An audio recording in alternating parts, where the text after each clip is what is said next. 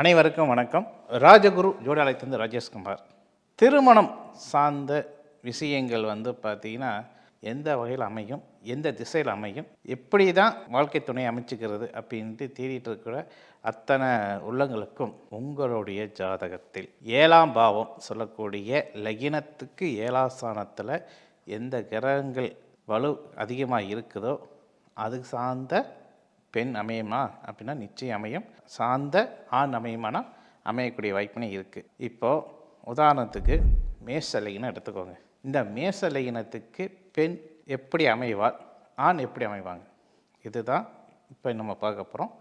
இந்த மேஷ லக்னக்காரங்களுக்கு 7ஆம் பாவம் சொல்லக்கூடியது சுக்கிர பகவான். அவரே 2ஆம் ஸ்தானத்துக்கு அதிபதி ஆகிறார்.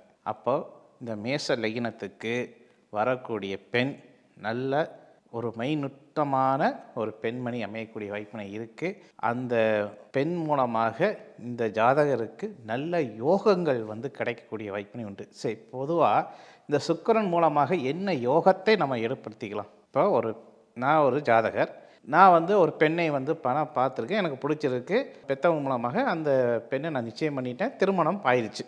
இப்போ எந்த ஒரு விஷயமே பார்த்தீங்கன்னா ஒரு விஷயத்தை நம்ம எடுக்கிறோன்னா அந்த விஷயத்தை ஆதாயம் இல்லாமல் எடுப்போமா?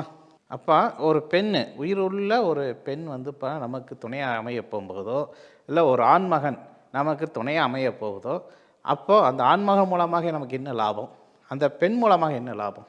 மேஷ லக்னத்துக்கு சுக்கிரன் 7ஆம் அதிபதி சொல்லக்கூடிய துலாம்.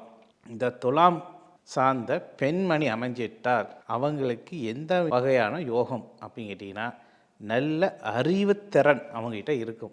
மதிநுட்பசாலி சொல்லக்கூடிய மதிநுட்பம் அவங்ககிட்ட நிறைஞ்சிருக்கும். ஏன்னா அதோடைய சிம்பிளே பார்த்தீங்கன்னா தராஸ், எதையுமே எடை போட்டு பயணிக்கக்கூடிய அமைப்பு. தாழ்ந்து போகக்கூடிய வாய்ப்பினை இருந்தால் தாழ்ந்து போகக்கூடிய வாய்ப்பினை இருக்குது. அதே குடும்பத்தை தாங்கி பிடிக்கிற ஒரு அமைப்பு எப்படி இருக்குன்னு கேட்டிங்கன்னா கட்டுக்கோப்பாக இருக்கும். அப்போ எந்த ஒரு விஷயமும் இந்த பெண்ணுகிட்ட ஆலோசனை கேட்டு அந்த ஆலோசனைப்படி நம்ம செயலாக்கத்தை ஏற்படுத்திட்டோம்னா நிச்சயம் நமக்கு யோக பலனை கிடைக்குமா? நிச்சயம் யோக பலனை கிடைக்கும். அது மட்டும் இல்லாமல் அந்த பெண்மணி வந்த காலத்திலிருந்து சில யோக பலனை கொடுக்கக்கூடிய ஒரு சூழ்நிலையை அமைச்சக்கூடிய ஒரு வாய்ப்பினை உண்டாகும். இப்படி ஒவ்வொரு லக்னத்துக்கும் அது சார்ந்த 7ஆம் பாவம். இப்போ மேஷத்துக்கு நல்ல மதிநுட்பமான பெண் அமையும், அதுமாரி மதிநுட்பமான ஒரு ஆண் அமையும் நம்ம சொல்லிட்டோம். இதே ரிஷப லக்னத்துக்கு அப்படின்னு எடுத்துக்கிட்டோம்னா ரிஷப லக்னத்துக்கு அதிபதி யார்? சுக்கிரன். அதே 7ஆம் ஸ்தானத்துக்கு அதிபதி யார்? அந்த சுக்கிரனுக்கு 7 கூடியவன் யார்? அப்போ அந்த ஸ்தானத்துக்கு நம்ம எப்படி முக்கியத்துவம் கொடுக்கணுமா இல்லையா?